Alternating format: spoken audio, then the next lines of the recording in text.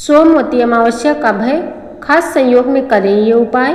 सोमवती अमावस्या 2026 की सही तिथि, शुभ मुहूर्त और पूजा विधि जाने।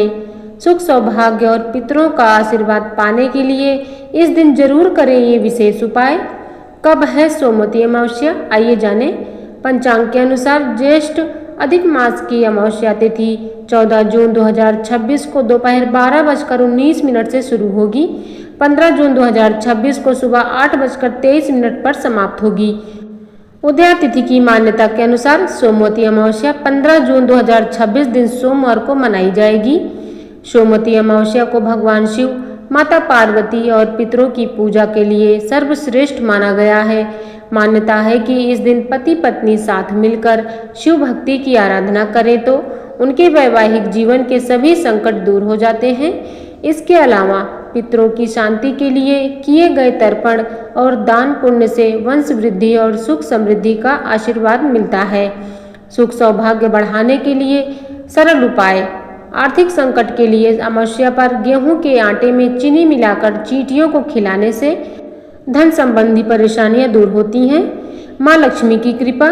शाम के समय तुलसी के पौधे के सामने शुद्ध घी का दीपक जलाएं।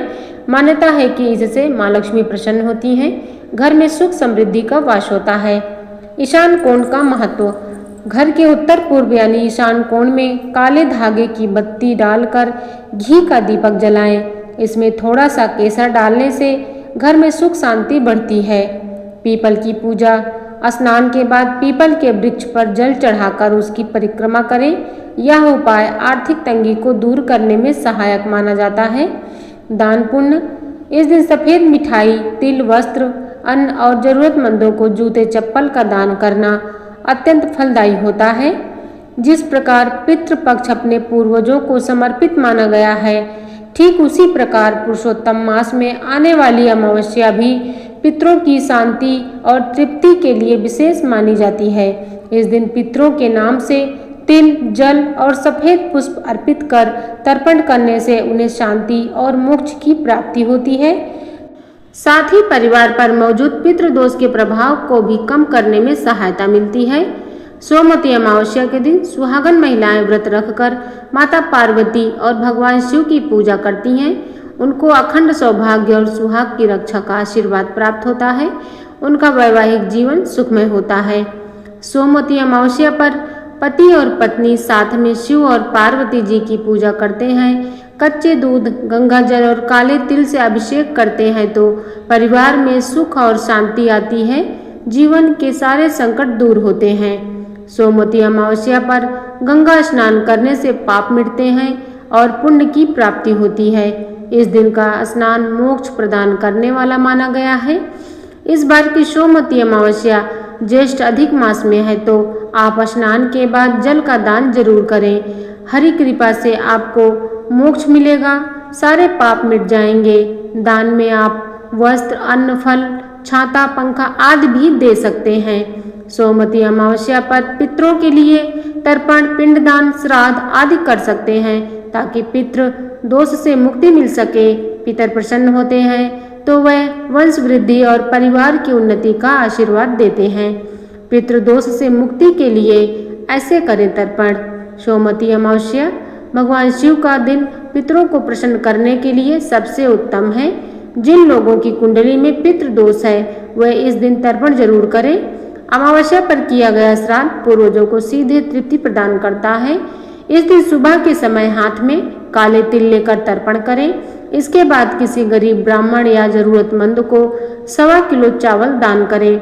ऐसा करने से पूर्वज संतुष्ट होकर सुख समृद्धि का आशीर्वाद देते हैं। धार्मिक मान्यताओं के अनुसार अमावस्या पर स्नान दान करने से घर में खुशहाली आती है। पूर्वजों के आशीर्वाद से वंश आगे बढ़ता है और कार्यों में रुकावटें दूर होती हैं। इसलिए इस दिन दान का मौका हाथ से बिल्कुल न जाने दें।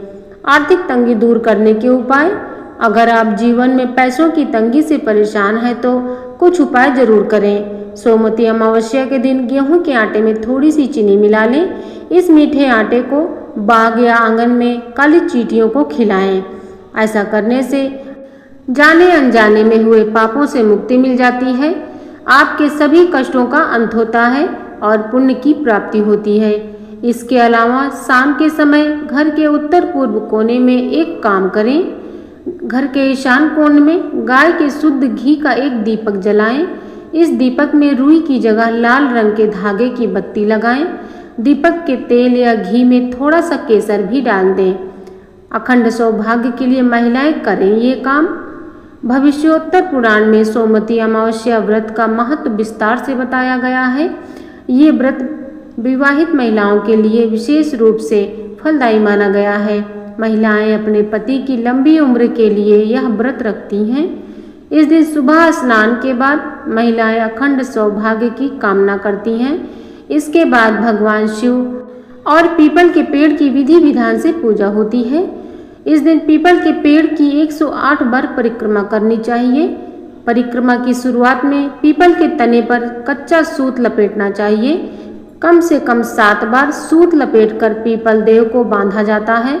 पूजा के बाद दान करने से घर की दरिद्रता हमेशा के लिए दूर होती है।